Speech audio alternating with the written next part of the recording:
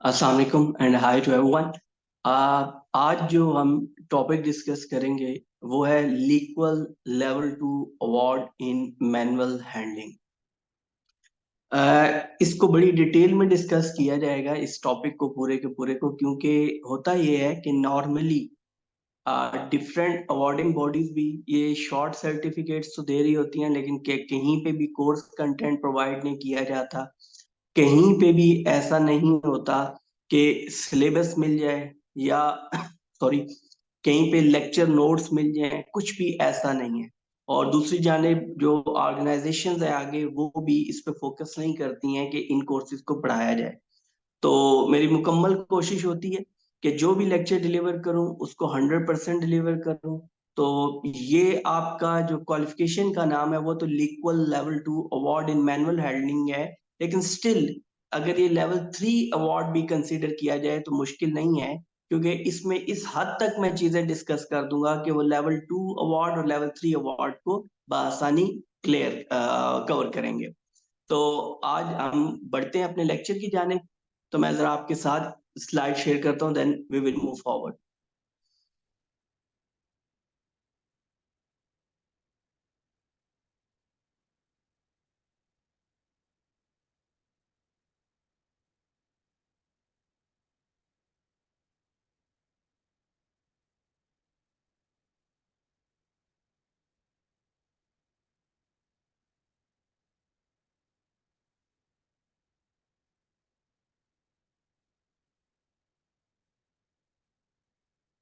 ये जी हमारे पास आ गया। आज का जो हमारा टॉपिक है वो है लीक्वल level 2 award in manual handling.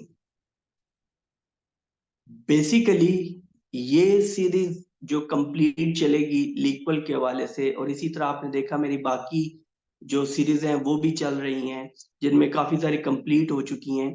तो मकसद ये है कि कोई भी क्वालिफिकेशन, कोई भी सर्टिफिकेशन अगर कोई गेन करना चाहता है तो वो सिर्फ एक पीस ऑफ पेपर ना हो, बल्कि हम उसके उस इस हद तक नॉलेज प्रोवाइड कर दें कि वो अपने उस पीस ऑफ पेपर को, जिसको हम नॉर्मली सर्टिफिकेट या डिप्लोमा कहते हैं, उसको लाजमी उसके पास इतना इनफ नॉलेज हो कि वो उसको जस्टिफाई कर सके। तो अभी हम इसका स्टार्ट लेते हैं। यह है जी लिक्वल level 2 award in manual handling. अब सबसे पहले हमें यह देखना होगा कि मैनुअल हैंडलिंग क्या है। अब मैनुअल हैंडलिंग से मुराद, आसान अल्फाज में बताता हूं, आगे तो हम पढ़ते चले जाएंगे। जो भी काम हम बॉडी फोर्स के ऊपर करेंगे उसको हम मैनुअल हैंडलिंग बोलेंगे। उसमें अब आपका चाहे किसी चीज को धकेलना है, किसी चीज को कैरी करना है, किसी चीज को खींचना है, जो कुछ भी करना है, लेकिन इसका सबसे क्या है, with respect to work place consider करेंगे। क्यों? क्योंकि हमारा जो थीम है, जो हमारा इसके ऊपर पूरी पिच चल रही है, वो हेल्थ एंड सेफ्टी से रेलेवेंट है। तो हम बात करेंगे कि एक वर्क प्लेस के ऊपर मैनुअल हैंडलिंग किस तरह से सामने आ सकती है, आपकी मैनुअल हैंडलिंग किस किस तरह की हो सकती है। तो हम उसको डिस्कस करेंगे, उसको स्टडी करेंगे, और देन इन सारी मैनुअल हैंडलिंग्स को हम किस तरह से मैनेज कर सकते हैं कि वर्कर्स को इंजरी से बचाया जा सके, चाहे वो मेजर इंजरीज हैं चाहे वो माइनर इंजरीज हैं। तो हर तरह की इंजरी से उनको बचाया जा सके। अब जो हम इधर पहले टॉपिक में डिस्कस करेंगे मैनुअल हैंडलिंग में, तो definition of manual handling, manual handling activities, manual handling activities in a work place को डिस्कस करेंगे। अब आ गया, सबसे पहले आपने समझना है इसके अंदर। अब मैनुअल हैंडलिंग क्या है? ट्रांसपोर्टेशन ऑफ ऑब्जेक्ट्स और material by carrying, pushing, lowering और पुलिंग।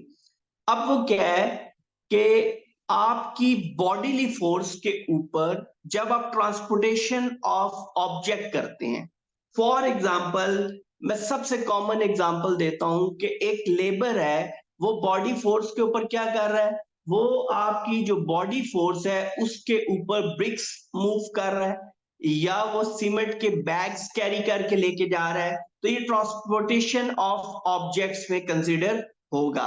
अब materials by carrying, carrying, pushing, lowering और पुलिंग। अब इसमें जो कैरिंग है, अब कैरी और पिक, जो आपका उठाना है किसी वेट को, इसमें फर्क क्या होता है? देखें, कैरिंग का मतलब ये है कि आपने किसी चीज को पिक किया, किसी चीज को लिफ्ट किया है, लेकिन बॉडीली फोर्स के ऊपर आपने सम डिस्टेंस कवर किया है, कोई डिस्टेंस आपने कवर किया है, तो ऐसी सूरत में हम उसको उसको जो वो मैनुअल हैंडलिंग एक्टिविटी हुई है उसको कैरिंग में कंसीडर करेंगे। पुशिंग, जब आप किसी चीज को बॉडीली फोर्स के ऊपर धकेल रहे हैं। लोअरिंग, आप किसी भी चीज को अनलोड कर रहे हैं, किसी भी चीज को उतार रहे हैं, उठा के नीचे रख रहे हैं। जिस तरह आपने लोड को उठा के किसी जगह पे रखा, देन आप कैरी किया, कैरी करने के बाद आपने वो लोड वापस उतारना भी है, किसी जगह पे रखना भी है, तो उसको हम लोअरिंग बोलेंगे। आप पुलिंग, पुलिंग क्या होता है कि आपने किसी चीज को खींचना, पुश होगा बॉडीली फोर्स पे धकेलना, पुलिंग बॉडीली फोर्स के ऊपर आपने इसको खींचना। अब होता क्या है, इस मैनुअल हैंडलिंग से जो नॉर्मली एक्टिव बहुत सारी डिफरेंट टाइप्स ऑफ इंजरीज हो सकती हैं, लेकिन ओवरऑल उन इंजरीज को जो मैनुअल हैंडलिंग के नतीजे में होती हैं, जो बॉडीली फोर्स एक्टिविटीज के ऊपर, बॉडीली फोर्स एक्टिविटीज की वजह से आपकी इंजरी हो सकती है, उन इंजरीज को क्या कहा जाता है? Injuries resulting from manual handling can lead to a type of injury known as a musculoskeletal disorder, MSD। और नॉर्मली डिसऑर्डर जब भी प्लूरल में होगा तो इसके साथ स्मॉल एस भी होगा, डिसऑर्डर्स के बाद भी और उसके बाद भी।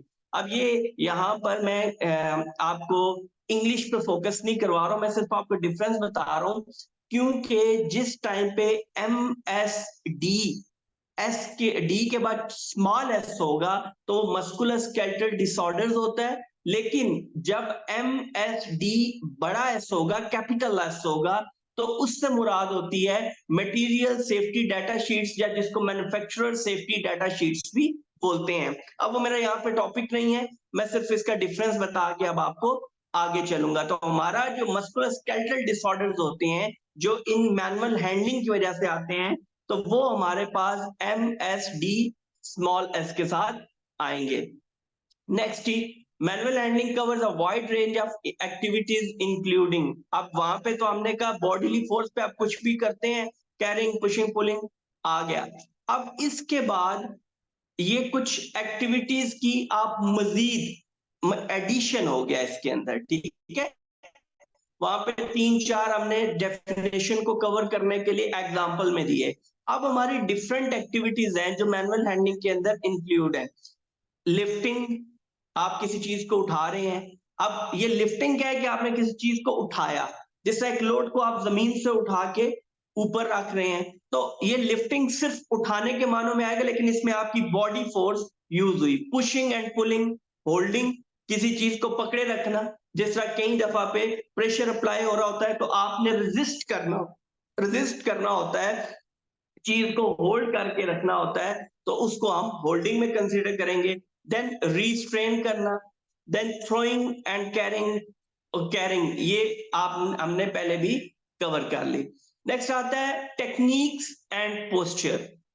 अब याद रखिएगा कि अगर आपने किसी भी लोड को हैंडल करना है बॉडीली फोर्स के ऊपर, तो हमें वहां पर टेक्निक्स रिक्वायर्ड है, ठीक है। टेक्निक और पोस्चर। अब टेक्निक है, आपने किसी लोड को उठाना है, उसको ग्रिप कैसे करना है, उसको मैनेज कैसे करना है, उसका लोड को कितने आपने स्मॉल पैकेजेस में कन्वर्ट कर रहे हैं, या कैसे, ये सारी टेक्निक्स में आएगा। और उन टेक्निक्स को अप्लाई करते हुए आपकी बॉडी की जो पोजीशनिंग होगी, बॉडी का जो उस दौरान बॉडी की जो शक्ल बनेगी, जो पोजीशन बनेगी, उसको हम कंसीडर करते हैं पोस्चर में।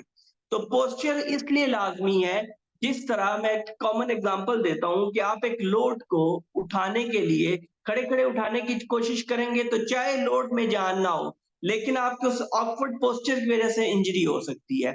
लेकिन अगर आप प्रॉपर स्पेस, लेग्स को स्पेस देते हैं, नीज को बेंड करते हैं, प्रॉपरली झुकते हैं, एल्बो को पूरी स्पेस देते हैं, टेनिस एल्बो को, और आप किसी चीज को पिक करते हैं, लोड भारी भी होगा तो कोई इंजरी नहीं होगी। तो ये उसी टेक्निक्स एंड पोस्चर की बात यहाँ पर की जा रही है। To safety lift a load, place feet hip width apart with one foot slightly in front of each other। या आपने नीज को एक प्रॉपर वे में जो है वो आपने नीज को बेंड करना है। Moderate flexion of the back, hips and knees, के आपकी जो फ्लेक्सिबिलिटी है वो डिस्टर्ब ना हो। फ्लेक्सिबिलिटी क्या होता है कि बेसिकली ये चाह रहा है कि जब वो आपने उस एक्टिविटी को करना है ना, तो आप जब उसको लिफ्ट कर रहे हैं किसी लोड को, तो इस दौरान भी आपकी उस लिफ्टिंग ऑपरेशन के अंदर क्या होगा कि आपकी बॉडी डिफरेंट तरीके से मूव करेगी। तो उस मूवमेंट को जो है वो कंफर्टेबल रखने के लिए फ्लेक्सिबिलिटी होनी चाहिए। तो आपका बॉडी पोस्चर ऐसा हो कि आपकी बैक, हिप्स और नीज को उसमें एक कंफर्टेबल मूवमेंट मिले। ग्रैस्प द लोड फॉर्मली, आप लोड को मुकम्मल मजबूती से पकड़ें। Use the leg muscles to lift the load into a standing position, कि आपने अब इस तरह से उठाना, सिर्फ बाजू के हाथों के बल उठाना मुश्किल होता है, तो आप अपने लेग मसल्स को उस लिफ्ट में हेल्प आउट करेंगे ताकि वो स्टैंडिंग पोजीशन में आसानी से लिफ्ट कर सके। कॉमन इंजरीज इंक्लूड, मैंने आपको बताया कि इससे होने वाली तमाम तरह इंजरीज को हम मस्कुलर स्केलेटल डिसऑर्डर एमएसडीएस में कंसीडर करेंगे। लेकिन इसके अलावा स्ट्रेन्स होती हैं हमारी, स्ट्रेन्स होंगी और पुल मसल। ये स्ट्रेन्स जो है ये मोच, जिसको आप नॉर्मली कहते हैं पाँव मुड़ गया, मोच आ गई, वो स्ट्रेन्स है। स्ट्रेन्स और पुल मसल, जब खिंचाव, तनाव पैदा होगा आपके मसल्स के अंदर, प्रोलैप्स डिस्क, ये जो आपकी बैक बोन में ये बैक बोन है, रीढ़ की हड्डी है, इसके अंदर जो डिस्क है वो प्रोलैप्स हो सकती है। हर्नियाज एक ऐसी डिजीज है जिसमें आपके लोड पड़ने के ऊपर, और ये नॉर्मली लो एब्डोमेन से नीचे का हिस्सा जो है ये इससे मुतासर होता है। ज्यादा लोड पड़ने के ऊपर ये हिस्सा आपका मुतासर होता है, उसको हम हर्नियाज में कंसिडर करेंगे। क्रश्ड लिम्स, लिम्प आपका क्रश हो गया। कट्स एंड एब्रेशन, आपको खराश वगैरह आ गई हैं, छोटे छोटे लगे हैं, खराश लग गई हैं, एब्रेशन, तो ये सारी इंजरीज हो सकती हैं किसके नतीजे में, कि अगर आपकी मैनुअल हैंडलिंग प्रॉपर नहीं है तो उसके नतीजे में हमें इन इंजरीज के से गुजरना पड़ सकता है। अब manual handling activities in a work place, 4 key areas of manual handling. The 4 key areas of manual handling, याद रखिएगा ये जो 4 key areas of manual handling है, कि आप एक वर्क प्लेस के ऊपर मैनुअल हैंडलिंग जो है वो कवर कर सकते हैं, कैसे हो सकती है, तो उसमें किन चीजों को कंसिडर किया जाएगा, किन एरिया को कंसिडर किया जाएगा। तो इसको एज एन एब्रिविएशन में आप इसको एज एन एब्रिविएशन जो है वो आप इसको क्या कर सकते हैं कि आप इसको एक कंसिडर करें, tile. Tile, T for toss, I for individual, L for load, E for environment। मतलब हम 4 एरियाज को कंसीडर करना है जब आप मैनुअल हैंडलिंग एक्टिविटीज कर रहे हैं। उनमें पहला टास्क, कि वो जो काम है उसकी नोयत क्या है, उसकी नेचर ऑफ वर्क क्या है। देन इंडिविजुअल, इंडिविजुअल से मुराद ये है कि इंडिविजुअल कितना कॉम्पिटेंट है, उसकी कॉम्पिटेंस का लेवल क्या है, कि आया वो he can manage or not, कि वो मैनेज कर सकता है उस लोड को या नहीं। देन लोड का वॉल्यूम क्या है, लोड का वेट क्या है, लोड की शेप क्या है, तो ये तमाम चीजें इसमें कंसीडर। देन एनवायरनमेंट, कि किस एनवायरनमेंट में उसको लिफ्ट करना है, कैरी करना है, या पुश या पुल करना है, तो वो एनवायरनमेंट कंसीडर किया जाता है।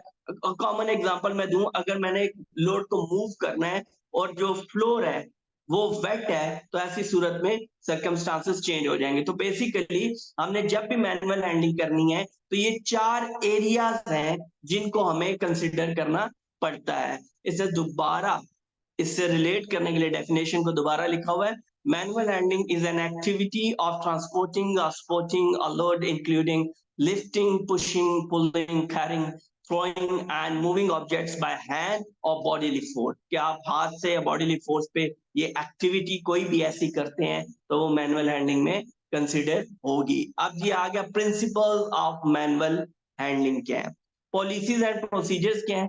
अब पॉलिसीज एंड प्रोसीजर्स, अब हमारे यहाँ ये कॉन्सेप्ट है कि, और ये मिस कॉन्सेप्ट है, वो अपना जो है वो मिस कॉन्सेप्ट क्या है कि इशू क्या आता है। अब इशू ये है कि हम ये समझते हैं कि सिर्फ ऑक्यूपेशनल हेल्थ एंड सेफ्टी की एक पॉलिसी होगी, ठीक है। नॉर्मली ऑर्गेनाइजेशंस में होता भी ऐसे है। अब यहाँ पर जो पॉलिसीज एंड प्रोसीजर्स की बात है, तो इसमें कोई भी इशू नहीं है कि आप मुख्तलिफ कामों के लिए मुख्तलिफ पॉलिसीज बना लें। जिस तरह आपकी व्हीकल मूवमेंट के लिए अगर ट्रांसपोर्ट पॉलिसी बन सकती है, आपकी इसके अलावा डिफरेंट एक्टिविटीज परफॉर्म कर रहे हैं, जिस तरह use of substance alcohol policy बन सकती है। तो इसी तरह अगर आप सिर्फ अपने ऑब्जेक्टिव्स को, अपने एम्स को एक डॉक्यूमेंटेड फॉर्म दे देंगे तो वो पॉलिसी बन जाएगी। तो इसमें आपने घबराना नहीं है कि यार ये मैनुअल हैंडलिंग में पॉलिसी कहां से आ गई। तो भाई पॉलिसी होगी, चाहे वो मेन हो, चाहे वो सब पॉलिसी हो, तो हमें प्रोसीजर्स वहीं से मिलने हैं। हम प्रोसीजर्स कहीं और से कतन नहीं ला सकते, ठीक है। तो हमें प्रोसीजर वहीं से मिलने हैं। Ways to perform manual handling, safe movement principle. अब जी पॉलिसीज एंड प्रोसीजर्स की जब हम बात करते हैं तो इसमें अगेन कि प्रोसीजर क्या है। अब प्रोसीजर ये कहता है कि आपने एलिमिनेशन करनी है हैजर्डस मैनुअल हैंडलिंग एक्टिविटीज की।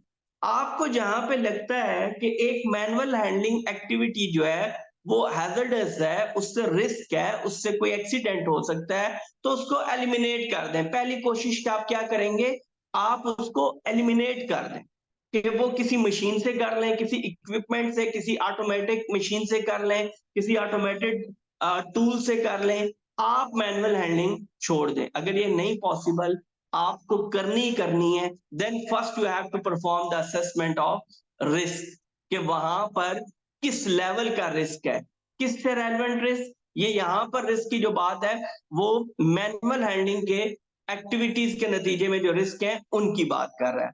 उसके बाद आप कंसीडर करेंगे टास्क, लोड, इंडिविजुअल एनवायरनमेंट, जो मैं पहले बता चुका हूं, और इसके अलावा अदर फैक्टर्स जो इसमें कंट्रीब्यूट कर सकते हैं, जिसके नतीजे में कोई मैनुअल हैंडलिंग इंजरीज या एक्सीडेंट हो सकता है। तो हम उन तमाम तर फैक्टर्स को देखेंगे। ये हमें कौन बता रहा है, ये पॉलिसीज और प्रोसीजर्स कहते हैं कि हमें इनके अकॉर्डिंगली चलना है। अब उसके बाद अब प्रोसीजर्स जब आ गए हैं, तो वो प्रोसीजर्स इंप्लीमेंट करने के लिए, पॉलिसी इंप्लीमेंट करने के लिए डायरेक्टली आप उस मैनुअल हैंडलर के ऊपर नहीं जाएंगे, उस जनरल जो आपकी लेबर होती है या मैन फोर्स होती है, आप उस पे नहीं जाएंगे। आपको ये बात क्लियरली पता है health and safety management system के अंदर कि जब कभी भी इंप्लीमेंटेशन की बात होगी तो उसमें आपकी टॉप मैनेजमेंट और मैनेजमेंट का रोल लाजमी है। और मैनेजर्स और सुपरवाइजर्स के ऊपर इसलिए कंसीडर किया जाता है कि वो पहली लाइन होती है जो इंप्लीमेंटेशन की तरफ जाती है एक ऑर्गेनाइजेशन के हायरार्की के अंदर। तो मैनेजर्स और सुपरवाइजर मस्ट इंश्योर दैट, क्या इन्होंने इंश्योर करना है with respect to manual handling assessment, कि मैनुअल हैंडलिंग की असेसमेंट्स हो, रिस्क असेसमेंट्स हो, ताकि पता चल सके कि क्या चीजें इसमें से हमें प्रॉब्लम कर सकती हैं और किस हद तक जो हम मैनुअल हैंडलिंग एक्टिविटीज परफॉर्म कराने जा रहे हैं वर्क प्लेस में वो बराबर है, वो कंफर्टेबल है या नहीं है। Safety representatives or the employees directly are consulted. अब देखें, सेफ्टी रिप्रेजेंटेटिव और एम्प्लॉयज से ये डायरेक्टली कंसल्ट करेंगे। अगर वो एरिया, वो इन्वायरमेंट कंफर्टेबल नहीं है या एक इंडिविजुअल की कॉम्पिटेंस नहीं है, तो फिर याद रखें कि हम उसको मैनुअल हैंडलिंग के अंदर एक्टिविटी को करते हुए पहले इन कंसिडरेशंस को देखेंगे। Employees are properly supervise, adequate information and training should be provided to workers. होता है ना, लोड सिर्फ उठाना नहीं होता, उसको कैरी करना है, पुश करना है, पुल करना है। छोटा लोड तो ठीक है, समझ आ गया, हो गया, कैरी करेगा, चला जाएगा। लेकिन जहाँ पे बॉडीली फोर्स ज्यादा रिक्वायर्ड है, एक से ज्यादा वर्क फोर्स, एक से ज्यादा एम्प्लॉयज चाहिए, इंडिविजुअल्स चाहिए आपको, तो ऐसी सूरत में आपकी इंफॉर्मेशन और ट्रेनिंग प्रॉपर होनी चाहिए। Any injuries or incidents relating to manual handling are investigated, कि आपके किसी भी तरह के आपके मैनुअल हैंडलिंग के एक्सीडेंट हुए हैं, इंसिडेंट हुए हैं, दैट शुड बी इन्वेस्टिगेटेड, ताकि आइंदा होने वाली इंजरी से बचा जाए। और वर्कर भी, जो जनरल वर्कर है, उसको भी एक मैसेज कन्वे होना चाहिए कि हाँ, हमारा जो एम्प्लॉयर है, हमारा जो टॉप मैनेजमेंट है, दे आर कंसर्न्ड अबाउट दस। और वो ऐसा नहीं है कि हमें इसी तरह जाने दे रहे हैं, बल्कि वो लोग कंसर्न है हमारे बारे में। Employees adhere to safe system of work, employees को सुनना चाहिए सेफ सिस्टम ऑफ वर्क उन तक पहुंचाया जाए, ताकि एक्टिविटीज सेफ हो। Safety arrangements for manual handling operations are monitored and reviewed. Employees undertaking manual handling activities, special arrangements are made for individuals. कहीं पे आपको ऐसा लगता है कि किसी, क्योंकि जब आपने एक्टिविटी करनी है, एरियाज कौन से देखने हैं? टास्क, इंडिविजुअल, लोड और इन्वायरमेंट। तो इसमें इंडिविजुअल की आप कॉम्पिटेंस, इंडिविजुअल के फीचर्स देखते हुए, अगर आपको कोई स्पेशल अरेंजमेंट की जरूरत है, तो वो आप लाजमन वहां पर करेंगे। नेक्स्ट आता है जी एम्प्लॉयज ड्यूटी। आपको हमेशा बताया गया है कि ये सिर्फ एम्प्लॉयर की रिस्पॉन्सिबिलिटी नहीं है कि वो चीजों को करे, ठीक है? ये सिर्फ एम्प्लॉयर की रिस्पॉन्सिबिलिटी नहीं है कि वो चीजों को वहां तक करे।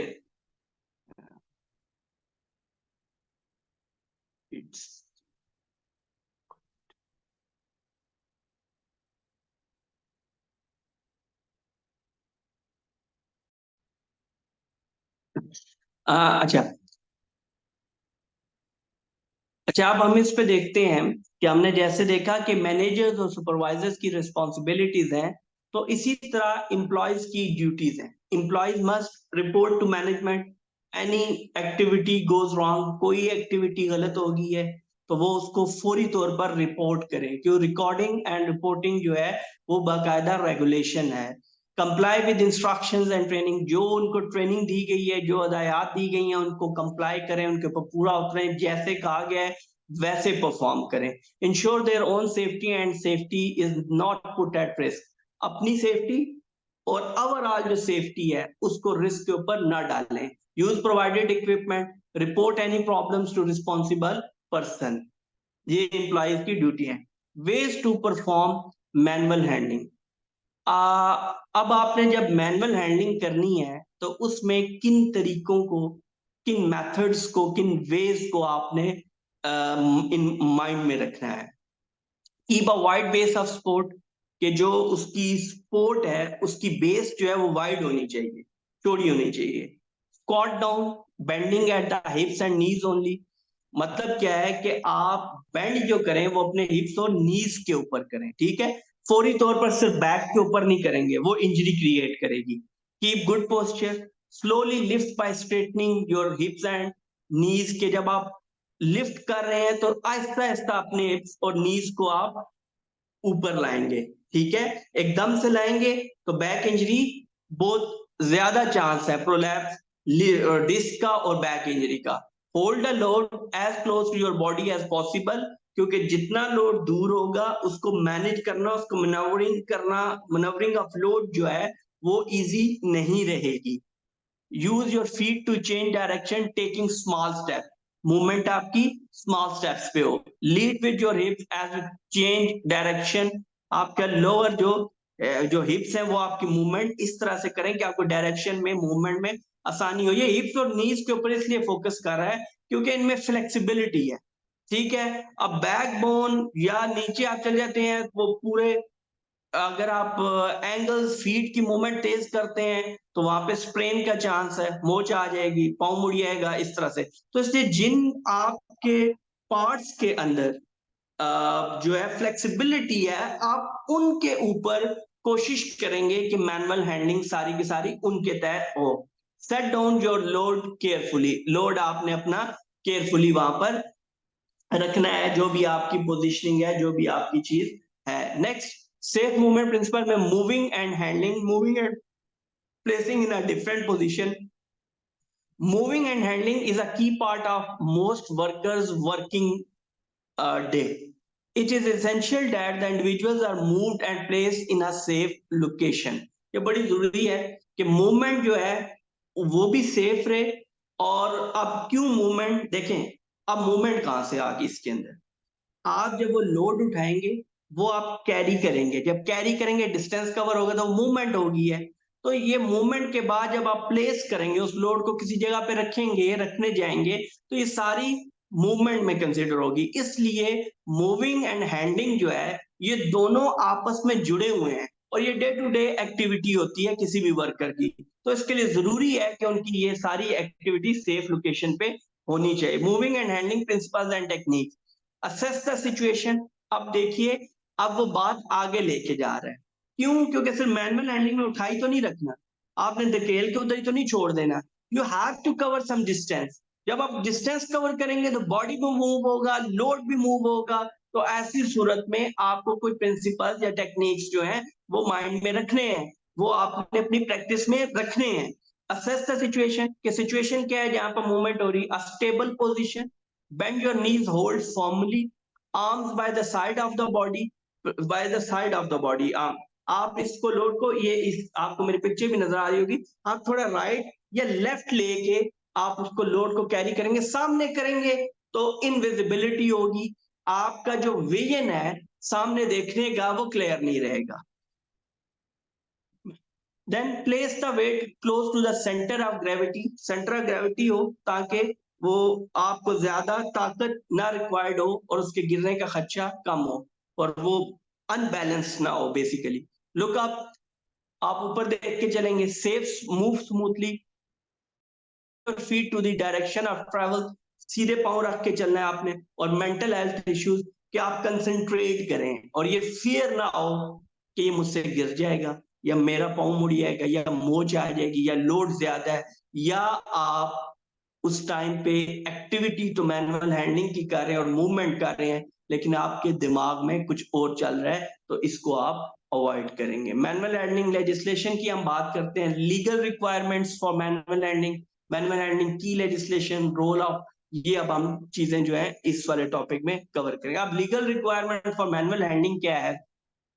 जब हम बात करते हैं लीगल रिक्वायरमेंट की, तो लीगल रिक्वायरमेंट से मुराद ये है कि ये जो लिफ्टिंग, लोअरिंग, मैनुअल हैंडलिंग है, ये तमाम तर एक्टिविटीज जो हैं इनको परफॉर्म करने के लिए बिल्कुल डिफाइंड लीगल रिक्वायरमेंट्स मौजूद है। ठीक हो गया। जैसा लिफ्टिंग ऑपरेशंस के लिए लोलर मौजूद है, ठीक है, उसके तहत, उसके डिफरेंट रेगुलेशंस के तहत यू आर बाउंड। और एक वर्क प्लेस के ऊपर, एक वर्क प्लेस की टॉप मैनेजमेंट या उस प्रीमिसेस के जो कंट्रोलर हैं, वो लीगली जिम्मेदार हैं कुछ चीजों के लिए। कैसे? Avoid hazardous manual handling operations, के जहां पर मैनुअल हैंडलिंग ऑपरेशन स्मूथ नहीं हो सकते, जहां पर बहुत ज्यादा चांस है इंजरी का, बहुत ज्यादा चांस है एक्सीडेंट का, तो ऐसी सूरत में हम उसको अवॉइड करेंगे। लीगल रिक्वायरमेंट, अगर कंडीशंस नहीं है तो आप करवा नहीं सकते हैं वर्कर से। Assess and hazardous manual handling operations that can not be avoided. और फिर उसके बाद ऐसे मैनुअल हैंडलिंग हैजर्डस ऑपरेशन है जो आपने करने भी हैं, जो करने ही करने हैं, और उसके अलावा कोई ऑप्शन वहां मौजूद नहीं है। ऑटोमेटेड मशीनरी नहीं यूज हो सकती है, मैकेनिकली परफॉर्म ऑपरेशन नहीं हो सकता है, मशीन यूज नहीं हो सकती है। तो देन आप उसकी प्रॉपर असेसमेंट करेंगे उस ऑपरेशन की, ताकि किससे बचा जा सके, मैनुअल हैंडलिंग से या से reduce the risk of injury. अब जी इसके अंदर हमारे पास आता है what does the manual handling act mean by reasonably practicable. अब सबसे पहली बात मैंने आपको जिस तरह बताया, there are some regulation, ruler there there are HSC guidance on the manual handling operations regulation 1992 defines HSC. All you knew very well कि HSC क्या है, हेल्थ सेफ्टी एंड एग्जेक्टिव, जो कि यूके की इसके अंदर हेल्थ एंड सेफ्टी के point of view से गवर्निंग बॉडी है, जो हेल्थ एंड सेफ्टी के जितने इश्यूज हैं उनको देखती है, उनके ऊपर गाइडेंस देती है, उनके ऊपर आपको बहुत तरह से सपोर्ट करती है। तो ये एक रेगुलेशन है मैनुअल हैंडलिंग ऑपरेशन। ये आपको नॉर्मली और पता होना चाहिए एक वर्क प्लेस के ऊपर जब भी आप मैनुअल एक्टिविटीज करवा रहे हैं, हो रही हैं, तो आपको पता होना चाहिए कि आप सिर्फ HSC management system policy plan पकड़ के नहीं बैठे रहेंगे। आपको पता होना चाहिए कि मैनुअल हैंडलिंग ऑपरेशन रेगुलेशन 1992 मौजूद है और उसके ऊपर एचएससी ने गाइडेंस दी है। अब वो क्या कहती है, balancing the level of risk against the measure. ठीक है, आपने जो मेजर्स लिए हैं वो उनका जो बैलेंस है वो मुतवाजन होनी चाहिए, वो बराबर होनी चाहिए किसकी, जो लेवल ऑफ रिस्क वहां पे मौजूद है। मतलब कि आप उसको बराबर है कि उसको कंट्रोल करें। टाइम और ट्रबल, वक्त में हो ट्रबल से बचा जाए। और ये जो रीजनेबली प्रैक्टिकेबल है ना मैनुअल हैंडलिंग एक्ट में, ये रीजनेबली प्रैक्टिकेबल का मतलब ये है कि आप एक रूम में बैठ के एक टॉप मैनेजमेंट कोई लिफ्टिंग ऑपरेशन को, सॉरी लिफ्टिंग तो मशीन भी यूज होगी, जो मैनुअल ऑपरेशंस है, मैनुअल हैंडलिंग है और मूवमेंट है, उसको डिजाइन मत करें।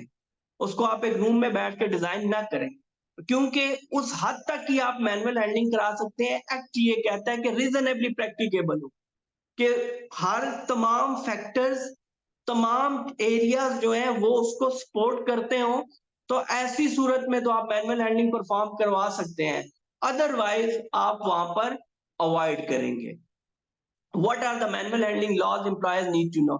Employees also have health and safety responsibility, follow appropriate system of work, make proper use of equipment, cooperate with their employer, take care to the workers। ये उन्हीं अल्फाज को थोड़ा कुछ बदलाया गया है जो हम रिसेंटली स्टडी करके आए हैं। अब ये मैनुअल हैंडलिंग का ऑपरेशन कैसे है?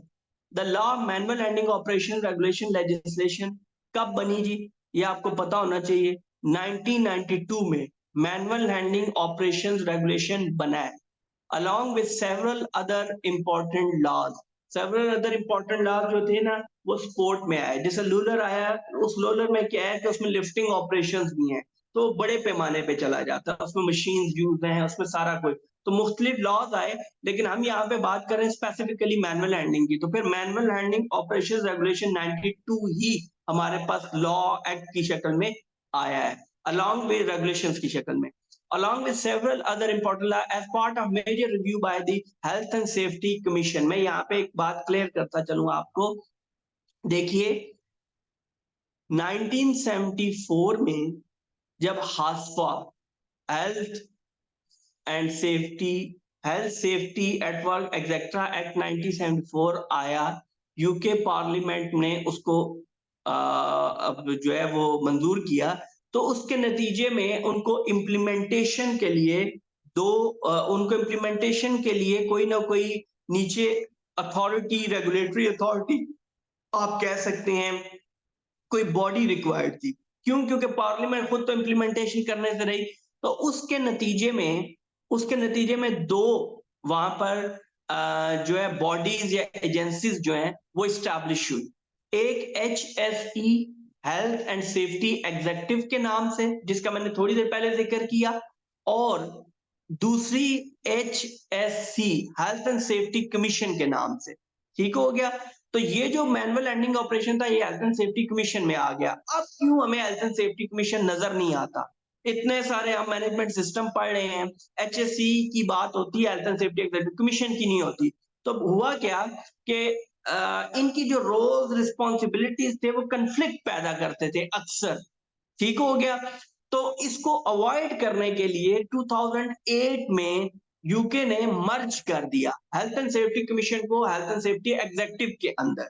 तो अब बात इस तरह से होगी, बेशक ये मैनुअल हैंडलिंग ऑपरेशन रेगुलेशन 1992 में बना और हेल्थ एंड सेफ्टी कमीशन का पार्ट बना, क्योंकि अब health and safety commission HSC का पार्ट बन गई है। तो अब हमारा ये जो manual handling regulation operation regulation है इसके ऊपर जो हमें गाइडेंस आनी है वो हेल्थ एंड सेफ्टी कमीशन से नहीं आनी, बल्कि हेल्थ एंड सेफ्टी एग्जेक्टिव से ही आनी है। ठीक हो गया जी। Next, manual handling in the workplace overview. Avoid hazardous manual handling. Assess manual handling. You can't avoid.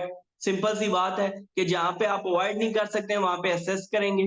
Then reduce the risk of injury and training provide करेंगे उसके ऑपरेशंस के लिए। Legal compliance management, role of management in complying with legal requirement. देखिए, जो legal requirements होती है ना, ये जनरल वर्कर तक गाइडेंस हदायत की शक्ल में पहुंच सकती हैं, सुपरवाइजर्स तक भी। लेकिन ये टॉप मैनेजमेंट की रिस्पॉन्सिबिलिटी है कि वो लीगल रिक्वायरमेंट्स कंप्लाई करे और they are responsible for doing this. तो लीगल कंप्लायंस मैनेजमेंट के लीगल क्या है, जो भी रेगुलेशंस आ रहे हैं उनके ऊपर वो काम करेगा।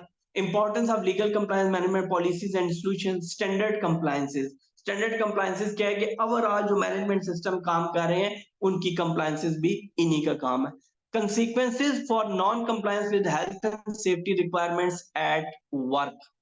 अब देखिए कि ये consequences है non-compliance with health and safety requirement। अब health and safety requirements दूसरी भी हैं। आप in common health and safety ले लें, लेकिन specifically it is all discussing about the manual handling activities that should be safe at workplace। So make sure your policies and procedures are easy to understand।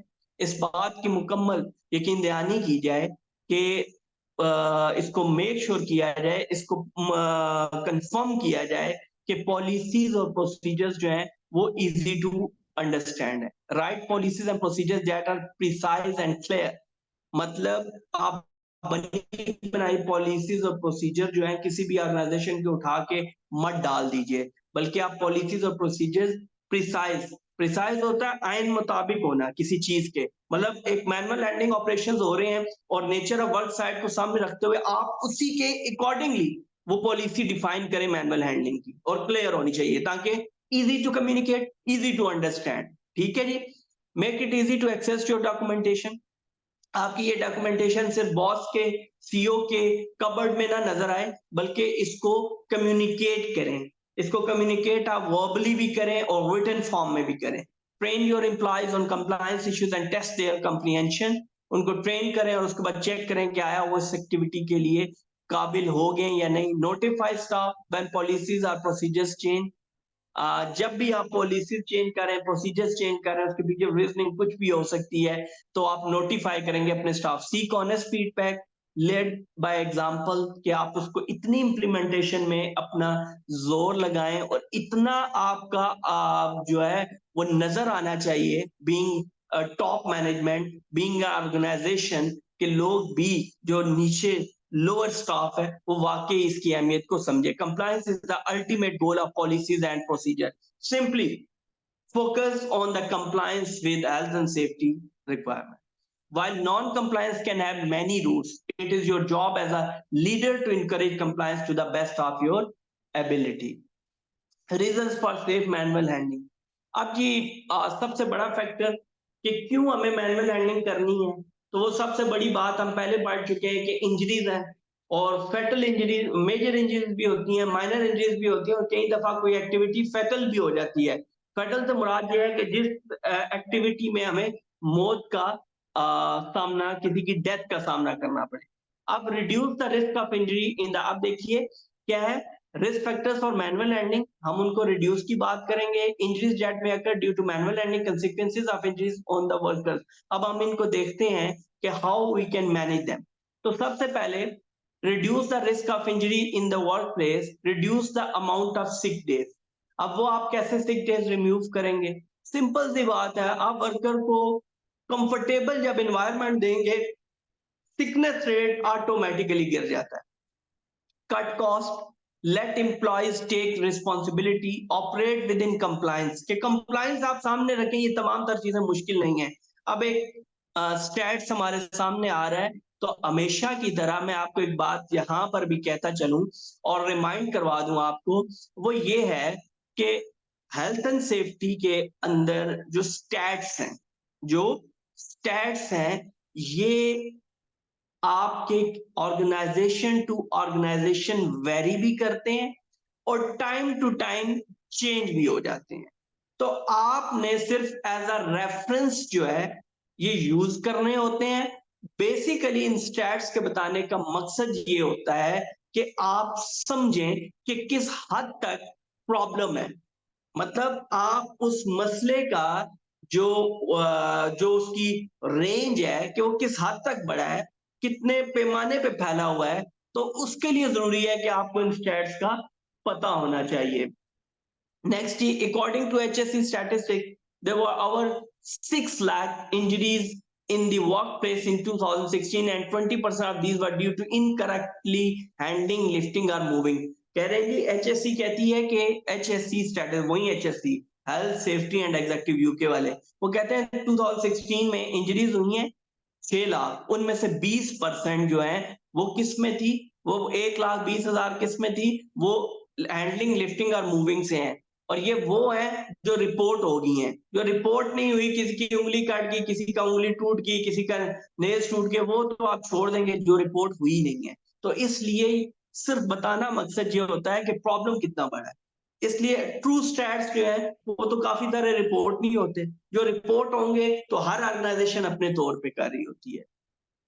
why risk factors of manual, why are the risk in manual handling? अब ये किस वजह से आपकी जो manual handling है उसमें risk आ जाते हैं, जिसके नतीजे में इंजरीज एक्सीडेंट स्टार्ट होते हैं। Why are there risk in manual handling? No risk assessment of work activities. अगर आप रिस्क असेसमेंट के बगैर शुरू हो गए हैं, lack of safe system of work plan, कि आपको काम तो बता दिया गया लेकिन जो आपके सेफ सिस्टम ऑफ वर्क है वो डेवलप ही नहीं हुए और एक्टिविटीज आपसे अनसेफ वेज में परफॉर्म करवा दी गई। Mechanical aids are not provided and maintain, कि जहां पे मुमकिन था कि मैकेनिकली एड्स कुछ, बेशक आपकी bodily force manual handling involve थी, लेकिन स्टिल अगर आपको कुछ मैकेनिकल एड्स दे दी जाती तो चीजें आसान हो सकती थी। Adequate training was not provided, जो ट्रेनिंग रिक्वायर्ड थी वो नहीं प्रोवाइड की गई। No evidence of work supervision, के एम्प्लॉय जो है वो खुद ही अपने ओन पे कर रहा है, कोई सुपरविजन उसको वहां पे प्रोवाइड नहीं की गई। ये फैक्टर्स सामने आते हैं। दोबारा जी, इंजरीज इनसे back injuries, musculoskeletal disorders, strains and sprains, मैंने पहले बताया स्ट्रेन्स तनाव बॉडी में खिंचाव, और स्प्रेन्स जो है वो मोच को बोलते हैं, हर्नियाज बता चुके, हैंड एंड फुट इंजरीज, कोई उंगली टूट की कोई इस तरह से। Best practice how to avoid injury, हम इन इंजरीज को अवॉइड कैसे कर सकते हैं। ठीक है जी, सबसे पहले जो लोग इन्वॉल्व हैं स्ट्रॉस ट्रेनिंग उनकी कीजिए। Allow HSC follow HSC guidance on safe lifting. जो एक तो ये हो गया ना कि आपने प्रिंसिपल रेगुलेशन सब कुछ देख लिया, और मैंने आपको ये बताया है कि एचएससी की पूरी गाइडेंस है सेफ लिफ्टिंग के ऊपर, उनकी पूरी गाइडेंस है मैनुअल हैंडलिंग के ऊपर, वो आप उनकी वेबसाइट hsc.gov.uk के ऊपर आप जाके देख भी सकते हैं। तो उसको फॉलो किया जाए, क्योंकि इंटरनेशनली उसी को ही ज्यादा फॉलो किया जा रहा है। Reduce the risk of injury from sustain posture, कि आप ज्यादा देर तक एक ही पोस्चर में रहे हैं तो वो वहां से आपकी पोस्चर आप सस्टेन नहीं कर पाए हैं, तो उसकी वजह से इंजरी हो सकती है। तो आप उसको ब्रेक्स में ले जाएं, फ्रीक्वेंट ब्रेक्स में ले जाएं ताकि इजी हो। Provide appropriate machinery and equipment, keep active, के इजी नहीं हो जाना, तो उस सूरत में भी लोड अनबैलेंस हो सकता है, चीजें आगे पीछे हो सकती हैं। An employer should conduct a manual handling risk assessment to determine the specific hazards that people are exposed to during the normal course of their work day. अब एम्प्लॉयर जो है वो manual handling risk assessment perform कर दे, उसमें hazard सामने आएंगे। देखें ये तो फोकस है, आपने दो दो वजूहत, या तो मैनुअल हैंडलिंग ना करें तो वो अवॉइड कर दें आप, अगर नहीं अवॉइड हो सकती तो फिर मेक श्योर करें। आपने मेक श्योर क्या करना है उसके अंदर, आपने उसके अंदर मेक श्योर ये करना है कि उसको फिर असेस किया जाए, उसकी असेसमेंट जो है वो परफॉर्म होनी चाहिए। Consequences of injuries on the worker, your responsibility, you must provide. अब ये एम्प्लॉयर है, फिर उसके बाद कंसिक्वेंसेज पे हम जाएंगे, अगर नहीं होता तो क्या होगा।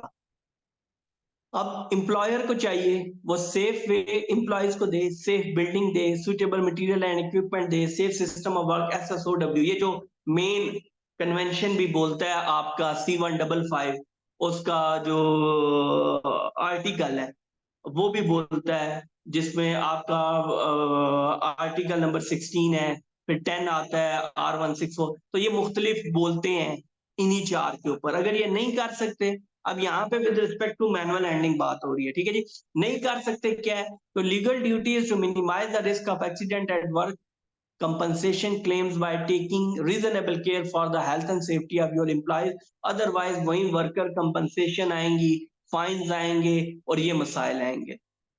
अब you must provide accident reporting procedure in the work place, कि अगर कोई एक्सीडेंट है तो ये एम्प्लॉय की रिस्पॉन्सिबिलिटी है वो रिपोर्ट करे, लेकिन आपके पास रिपोर्टिंग प्रोसीजर होगा तो वो रिपोर्ट करेगा। सिक लीव एंड सिक पे, अब ये मसाइल आने शुरू हो गए। एम्प्लॉयर्स लायबिलिटी इंश्योरेंस वो बढ़ जाएगी, पर्सनल इंजरी क्लेम बढ़ जाएंगे, और एम्प्लॉयज रिटर्निंग टू वर्क में टाइम लेगा, तो ये कंसिक्वेंसेज आपको बियर करने पड़ेंगे। डिसमिसल्स है, recent workplace accidents, cleaner awarded, ये एक एग्जांपल इसने दे दी कि cleaner awarded euro 105 1,05,000 after serious workplace injury. अब ये एक इसने एग्जांपल दिया है कि अब क्लीनर को इतने पैसे अगर भरने पड़ गए हैं तो ऑर्गेनाइजेशन कैसे चलेगी। Proactive barrier, back injured lifting 20 kg from the top of a pallet, वहां से प्रोएक्टिव बैरियर। तो इस तरह की चीजें आपकी यहाँ पर कंसिक्वेंसेज आपको देखने पड़ते हैं। अब आता है जी मैनुअल हैंडलिंग प्रोसेसेस। अब मैं आगे चलूंगा इसको यहाँ पर ओवरव्यू। अब सबसे पहले आपने मैनुअल हैंडलिंग जब परफॉर्म करनी है तो आपका जो रोल प्रोसीजर है, जो प्लान है, वो किस तरह से होगा, तो वो उसको हम यहाँ पर देखते हैं। देखें, ये फोकस बेशक आपकी 3-4 एक्टिविटीज के ऊपर है, लेकिन यही वो एक्टिविटीज हैं जो बहुत सारी वर्कर्स की इंजरीज के अंदर कंट्रीब्यूट करती हैं। अब ओवरव्यू, सबसे पहले प्लान योर लिफ्ट, कि आपने अपनी लिफ्ट को प्लान करें कि मैं किस तरह से लिफ्ट करूंगा, किस तरह से उठाया जा सकता है। पोजीशन योर फीट, कि आपके फीट की पोजीशनिंग उसके अकॉर्डिंगली हो। इंश्योर अ गुड पोस्चर, कि आपका पोस्चर कंफर्टेबल हो, रिलैक्स हो, आपकी बॉडी को जहां पे मूवमेंट है उसको फ्लेक्सिबिलिटी दे। Maintain a firm grip, lift smoothly, keeping close to the load, put it down, then adjust. Safer handling of loads, always take into account। अब ये जो चीजें हैं, ये जिस तरह से मैंने आपको बताया, अब इसमें पहला इंडिविजुअल कैपेबिलिटी टाइल का आई आ गया, the nature of the load tile का एल आ गया, इन्वायरमेंटल कंडीशन टाइल का ई आ गया, और टास्क जो है वो इधर नहीं था, लेकिन इसने ओवरऑल को, अब अदर फैक्टर्स, ट्रेनिंग प्रॉपर हो, वर्क ऑर्गेनाइजेशन जो है वो उसके अंदर जो है कंट्रीब्यूट करे कि ऑपरेशन जो है वो सेफ और स्मूथ रहे। To help prevent manual handling injuries in the workplace, you should avoid such task as far as possible. तो देखिए, बार बार कह रहा है दो बातें हैं। सबसे पहले ये तो हमने बता दिया ऐसे करना ऐसे करना, वो कहता है भाई पहला या अवॉइड करें, अवॉइड नहीं कर सकते हैं तो असेसमेंट करके रिसोर्स पूरा करके आप वर्कर को देंगे। Good handling techniques for lifting, think before lifting, lift handling. अब ये जो है ना, मजीद चीजें कुछ आपको लग रहा होगा रिपीटेशन, रिपीटेशन नहीं है, चीजें जो है मजीद डेप्थ में जा रही हैं कि ज्यादा से ज्यादा आपके पास भी, क्योंकि ये ट्रेनिंग है, ये आपके लिए भी ट्रेनिंग है, तो इस ट्रेनिंग की मदद से आप ज्यादा अच्छे तरीके से परफॉर्म कर सकते हैं अपनी वर्क प्लेस में। तो ये इसको डेप्थ में जा रहा है कि आप ज्यादा से ज्यादा चीजें कैसे कर सकते हैं, क्योंकि पहले तो उसने बहुत कोशिश की, अवॉइड पे लगा रहा, फिर जोर दिया गया कि असेसमेंट की जानी चाहिए, अब जोर ये दिया जा रहा है कि भाई अब करनी पड़ गई है तो टेक्निक्स अपनी बेहतर करो, अपने बॉडी पोस्चर्स बेहतर करो, जो आपकी मैनुअल हैंडलिंग प्रैक्टिसेस हैं वो आप बेहतर तरीके से परफॉर्म करें। और वो आप इसी सूरत में कर सकते हैं कि जैसा कि मैं बतलाई जा रहा हूँ कि इसमें टेक्निक्स बार बार आ रही हैं, सब कुछ आ रहा है, लेकिन आपने फिर भी इसके ऊपर फोकस रहना है।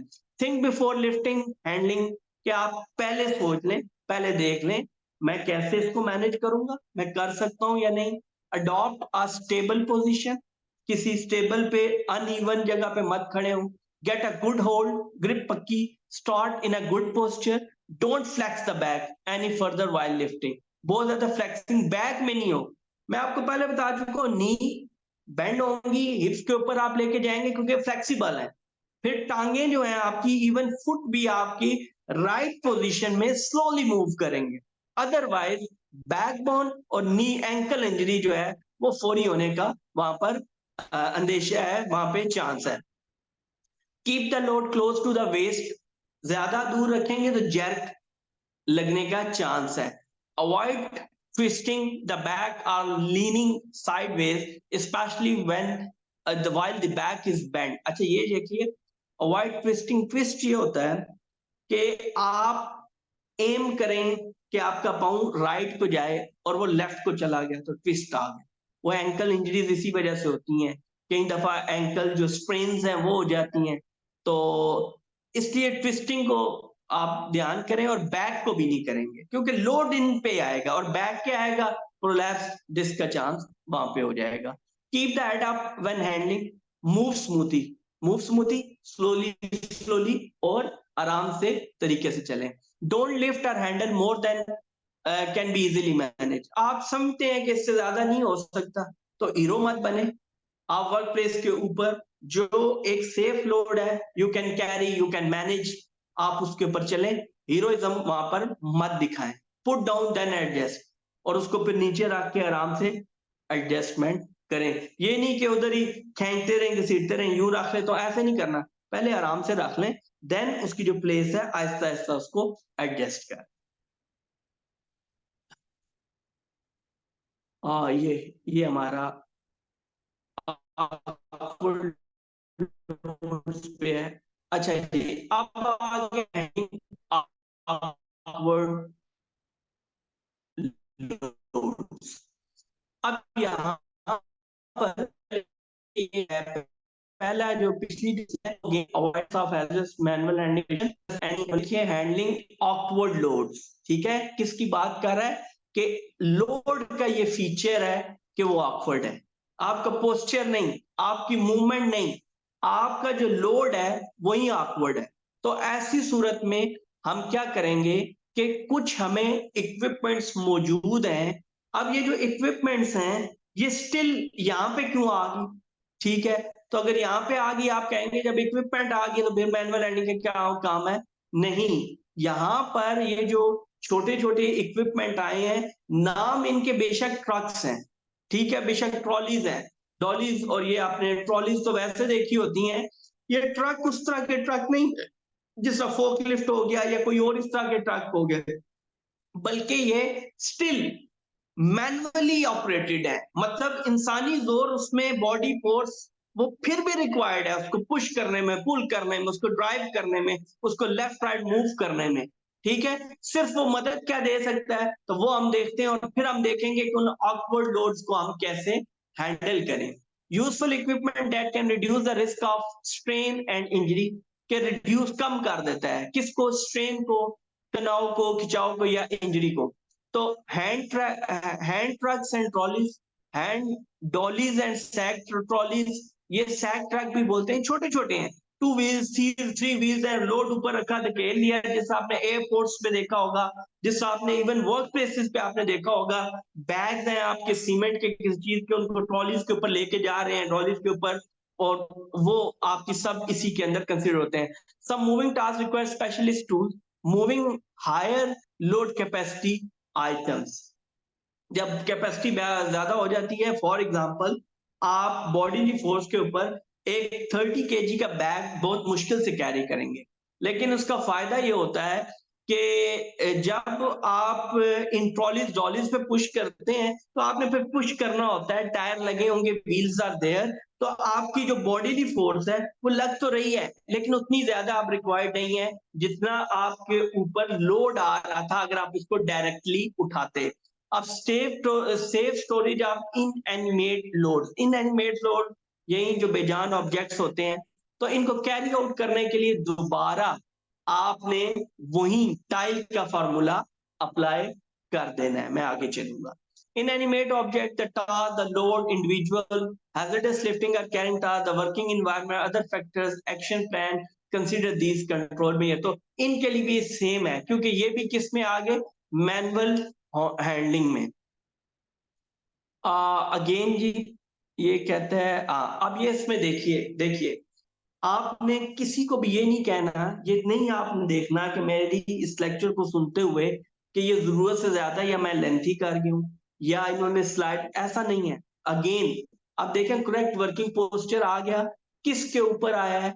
अब आप देखते जाएंगे, पहले था वो बॉडीली फोर्स के ऊपर, देन हमने डिस्कस किया आकवर्ड लोड्स को, अब हम कह रहे हैं कि हमें एड्स में मिल गई हैं, तो अब हम कैसे चलेंगे? हमें कहीं पे चढ़ाई पे लेके जाना है लोड को, किस तरह से? तो वो मजीद अब डिटेल्स देनी शुरू कर दी है। क्यों? क्योंकि पहले उसका लिफ्टिंग पे था, तो लिफ्टिंग पे आर्म्स और लोअर जो बॉडी थी, लोअर लिम था, उसकी बात वो करता था। लोअर बॉडी, लोअर आपका जो बॉडी पार्ट्स हैं उनके ऊपर। अब देखिए कि इसमें मुख्तलिफ आपकी चीजें आना शुरू होगी और आप मजीद डेप्थ में जा रहे हैं। कहता है keep your back straight in particular, किसी भी तरह आप मैनुअल के साथ चल रहे हैं या आप डायरेक्टली मैनुअल बॉडी फोर्स पे चल रहे हैं, keep your back straight in particular, avoid rounding your shoulders forward, avoid rounding और arching your lower back, movement नहीं देनी, keep your shoulder relaxed and back, place your elbows so that they form an angle of 90 to 100 degrees, never less। वो क्या कह रहा है कि नीचे नहीं होगा। अब वो देखें कितनी टेक्निकल बात है कि 90 के एंगल से आपने ऊपर उठाना है उसको। अदरवाइज क्या है, जैसे अब 90 का एंगल आर्म का बनेगा, आपको कुछ मेरे इस पिक्चर में नजर भी आ रहा होगा, तो ये जैसे से नीचे जाएगा तो वो तो वैसे ही लटक जाएगा। तो वहां से रिस्ट में आपकी कलाई इतनी जानदार नहीं है कि वो फिर वहां से मैनेज कर पाए। तो आपने कोशिश करना है कि एल्बो, टेनिस एल्बो, ये अपने ऊपर वजन को बर्दाश्त करें। Keep your knees at a height of your hips. हाँ, अब ये पूरी नीज नीचे नहीं लगा देनी कि वापस उठना मुश्किल हो जाए। Leave your legs relax bend at about 90 to 100 degrees. How to adjust your desk and workplace smoothly to have the best sitting position. Adjust your chair, position your feet and legs correctly, choose a screen with the ideal height। ये भी इसके साथ relate करता है। Safer checks on handling equipment, safe use of machinery, equipment and tools, work equipment, your legal duties, use handheld tools safely। अब जो handheld tools भी होते हैं ना, कई दफा मैनुअल हैंडलिंग तो है, हैमर का यूज, चिजल का यूज, ड्रिल मशीन का use, all these are handheld tools. So इनमें भी आपकी मैनुअल हैंडलिंग ही है। Dealing with old equipment, protect yourself and employees. All businesses must ensure that their equipment is used and maintained correctly to reduce the risk of accidents or damage to health and to meet health and safety requirement। ये तमाम तर businesses के ऊपर दोबारा उसने जिम्मेदारी दे दी है कि वो उनका काम बनता है। They are responsible for this to manage the things for their workers. Next जी, अब ये जो बात हम करी जा रहे थे ना, risk assessment for manual handling, हमने टेक्निक्स बताए, प्रोसीजर्स बताए, लीगल रिक्वायरमेंट्स बताई, लेकिन हमने नहीं बताया, तो ये जो बार बार जिक्र था, पहले हम कहते हैं अवॉइड कर दो, फिर हम कहते हैं अगर अवॉइड नहीं है तो रिस्क असेसमेंट करो। तो अब ये रिस्क असेसमेंट होनी कैसे है, तो उसके ऊपर हम अभी यहाँ पर बात करेंगे।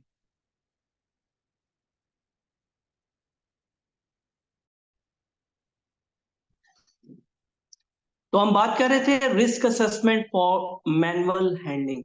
अब हम रिस्क असेसमेंट कैसे परफॉर्म करेंगे कि हमने देखा कि जो मैनुअल हैंडलिंग है उसके ऊपर हमारे पास क्या हुआ कि हम मैनुअल हैजर्डस मैनुअल हैंडलिंग या नॉर्मल मैनुअल हैंडलिंग जो हमारी एक्टिविटीज हैं उनको हम अवॉइड नहीं कर सके हैं।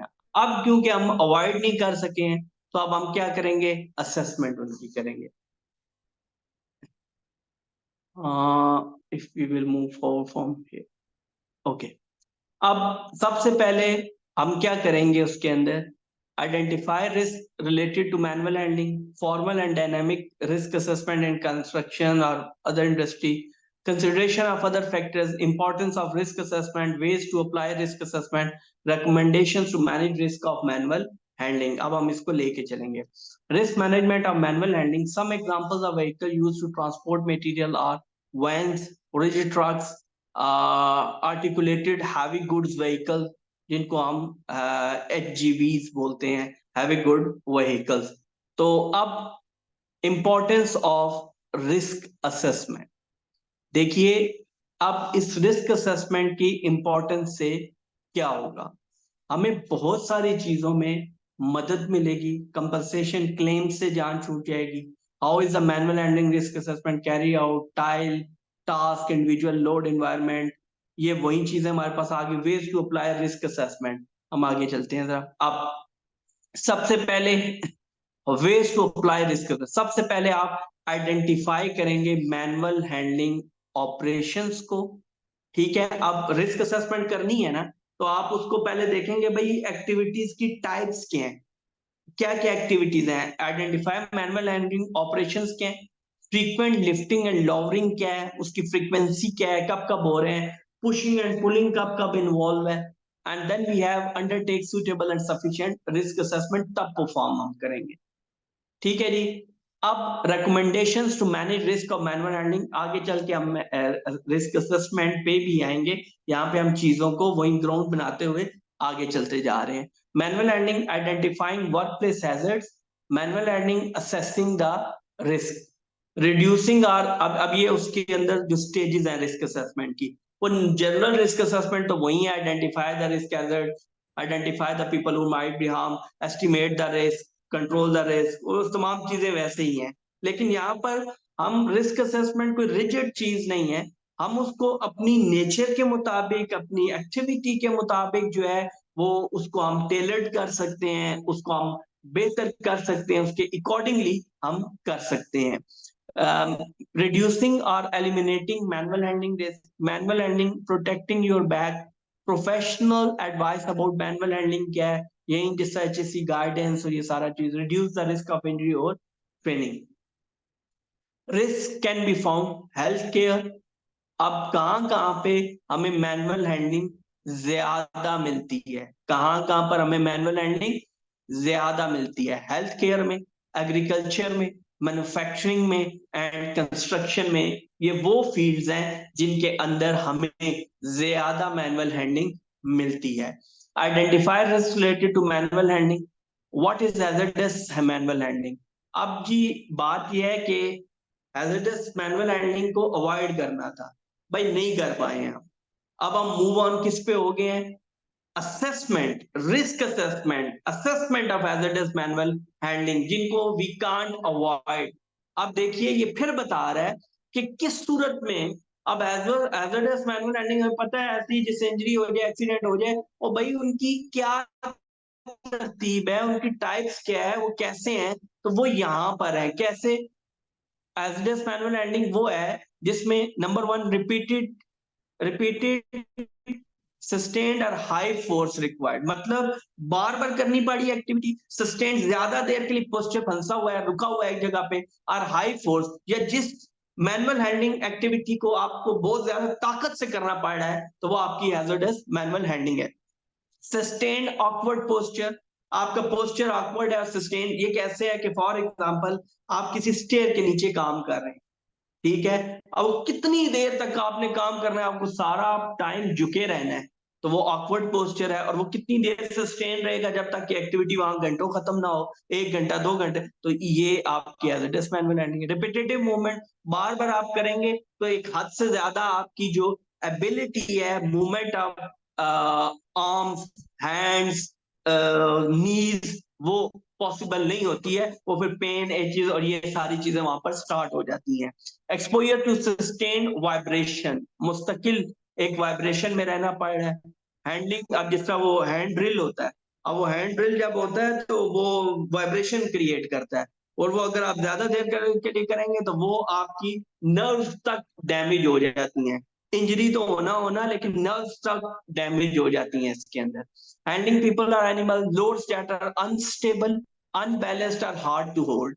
अनस्टेबल जो हिल रहे हैं, अनबैलेंस्ड जो सेंट्रल ग्रेविटी आप नहीं कर पाए, हार्ड टू होल्ड वो होते हैं कई दफा उनकी ग्रिप जो है ना वो कंफर्टेबल नहीं होती है, जिसकी वजह से वो अलग से इंजरी और लोड आना स्टार्ट हो जाता है। These include sprains and strains, back injuries, soft tissue injuries to wrist, arms, shoulders, neck और leg। ये देखिए ऐड हो रही हैं चीजें, क्यों? क्योंकि अब जैसे जैसे वो उस पे hazardous पे आया ना, वो नॉर्मल मैनुअल हैंडलिंग की बात करते कुछ इंजरीज कम थी, ठीक है, अब बढ़ती जा रही है, क्यों? क्योंकि हैजर्डस है। अब जैसा मैंने बताया कि हम बात करें strain strain back injuries hernias की, ठीक है, ये अब इसमें क्या ऐड हो गया? सॉफ्ट टिश्यूज इंजरी, वो वही है जो मैं बता रहा हूँ कि मूवमेंट से वो नर्व्स डैमेज कर देता है, ठीक है। नेक, लेग्स, क्रॉनिक पेन वो होती है जो लंबे अरसे पे फिर चलती है, जो लंबे अरसे तक चलती है और वो फिर कई सालों पे मोहित हो जाती है। अब जी डायनामिक रिस्क असेसमेंट देखिए, मैंने आपको जिस तरह से बताया कि फॉर्मल रिस्क असेसमेंट कंस्ट्रक्शन या जितनी भी इंडस्ट्री एग्रीकल्चर या सारों में होती है वो वैसी है। वो जिससे identify the hazard, identify the वो आपकी फॉर्मल है, वो जेनेरिक है, वो फॉर्मल रिस्क असेसमेंट है। जब आप किसी स्पेसिफिक रिस्क या हैजर्डस एक्टिविटीज को सामने रखते हुए असेसमेंट करेंगे और आप किसी भी रिस्क असेसमेंट को उसके अकॉर्डिंगली टेलर्ड कर लेंगे तो वो कन्वर्ट हो जाएंगी डायनामिक रिस्क असेसमेंट में, ठीक है। अब फॉर्मल रिस्क असेसमेंट तो वही को लिया है, उसका वही स्ट्रक्चरल अप्रोच है। जो डायनामिक रिस्क असेसमेंट्स होती हैं उनमें हमारे पास ये अपॉर्चुनिटी होती है कि हम उनको as per our requirement, as per the workplace requirement, as per the activity requirement हम उसको चेंज मैनेज ये सब कुछ कर सकते हैं। अच्छा जी, 5 step to formal risk assessment. देखिए फॉर्मल रिस्क असेसमेंट के वही 5 स्टेप्स हैं जो हम पूरे health and safety management system में पढ़ते आए हैं और उनके बारे में हमें मालूम है। अब क्योंकि टॉपिक मैनुअल हैंडलिंग है तो मैं रिस्क असेसमेंट की डिटेल में नहीं जाऊंगा, और अगर रिस्क असेसमेंट की बहुत डिटेल लेक्चर मेरा 1.25 से 1.5 घंटे का ऑलरेडी विद रिस्पेक्ट टू ऑथम जो है वो रिकॉर्डेड है, और उसमें बड़ी डिटेल में मैंने रिस्क असेसमेंट और रिस्क प्रोफाइलिंग को डिस्कस किया हुआ है, ठीक है, वो आप देख सकते हैं।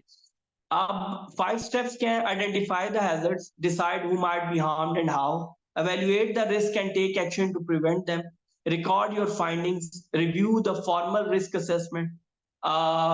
Good formal risk assessment will protect employees, contractors and the public। ये 5 स्टेजेस ऊपर वाली हैं, review the formal risk assessment। नीचे क्या है?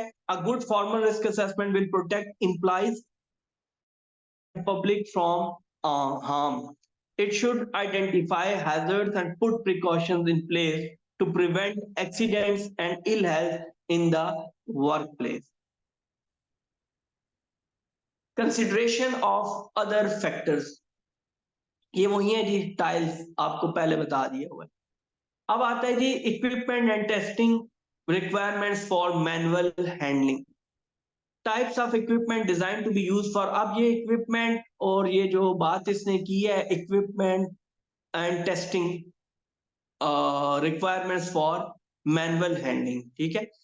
अब इसके अंदर क्या है? Types of equipment design to be use for manual handling, requirements for the testing and examination of manual handling and lifting equipment. पहली तो बात ये है कि कौन कौन सी इक्विपमेंट यूज होती है, और दूसरी बात ये है कि उनके फिर एग्जामिनेशन और सारा कुछ कैसे होता है। अब देखिए यहाँ पर जो वर्ड क्रेन का आएगा, ये यहाँ पे जो ट्रक्स का वर्ड आएगा, ये आप नाम लिख के सर्च कर लीजिएगा, इमेज आपको इमेजेस मिल जाएंगे।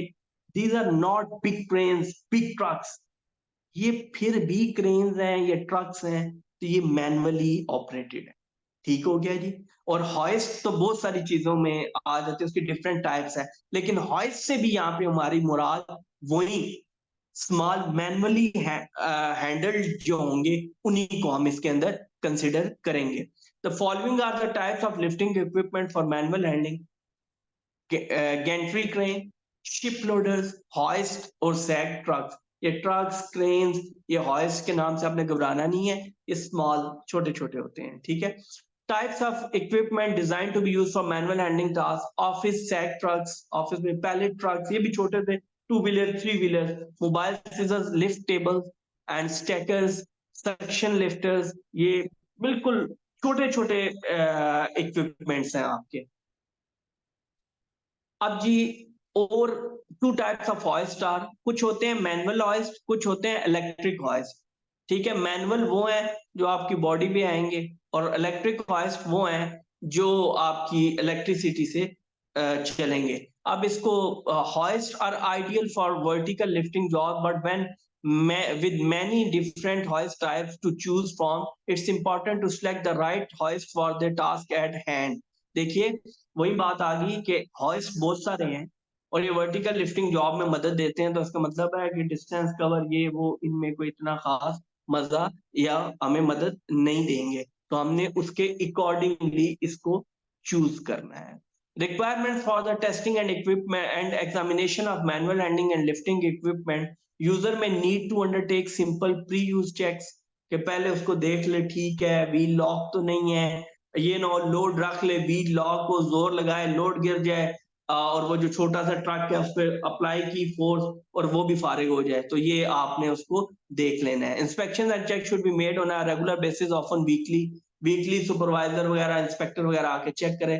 Lifting equipment is thoroughly examined, उसके लिए पूरी टेस्टिंग रिपोर्ट्स होती हैं, एग्जामिनेशन रिपोर्ट होती हैं, और वो जो एग्जामिनेशन स्केड्यूल है वो फॉलो किया जाना चाहिए। अब लूलर में बड़ी लिफ्टिंग इक्विपमेंट आती है, सारा कुछ आता है, लेकिन क्योंकि यहाँ पे भी हम ऐसी चीजें यूज कर रहे हैं तो लूलर अप्लाई होता है manually operated lift, hoist, sack truck, gantry cranes, इन सारों के ऊपर, ठीक है जी। What is a thorough examination under लूलर?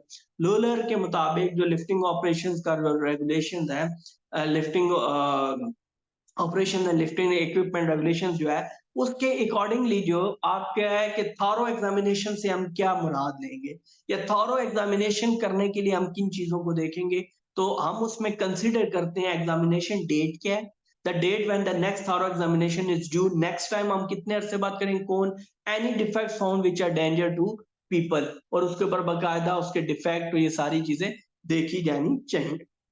When should thorough examinations be carried out? ये कब हो सकते हैं? Before use for the first, after assembly and before use at each location.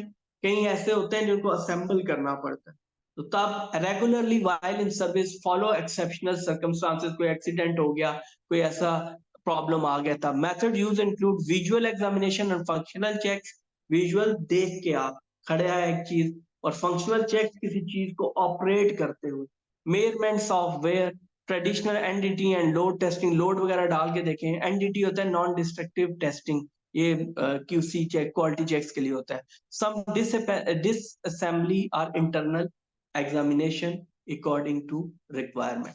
अब ये आता है maintenance and inspection reports and defects. अब मेंटेनेंस आपने करनी है, उनकी इक्विपमेंट की इंस्पेक्शन भी करनी है, और चीज ठीक है या नहीं है, डिफेक्ट्स हैं या नहीं है, रिपोर्टिंग आप लाजमी करेंगे। Most lifting equipment doesn't need routine testing as a part of the thorough examination. In fact some overload test can cause damage to lifting equipment. तो हम इसको ज्यादा डेप्थ में नहीं जाएंगे लिफ्टिंग इक्विपमेंट की। उसके रीजन ये है, यहाँ पे जो हमारा टॉपिक है वो सिर्फ और सिर्फ उस लिफ्टिंग इक्विपमेंट तक है जो मैनुअली ऑपरेट हो रही है। ठीक हो गया जी। ये था जी हमारा लेक्चर जो हमने डिस्कस किया है लीक्वल के लीक्वल level two award in manual handling के ऊपर, ठीक है जी। अब ये कंप्लीट हमारा लेक्चर है, इसके ऊपर डिटेल में है। मैं दोबारा से बताना चलूं, ये सीरीज जो है ये पैरेलल दूसरे कोर्सेज के साथ जारी रहेगी। उसकी रीजनिंग ये है कि mostly people are just gaining a certificate instead of gaining the knowledge.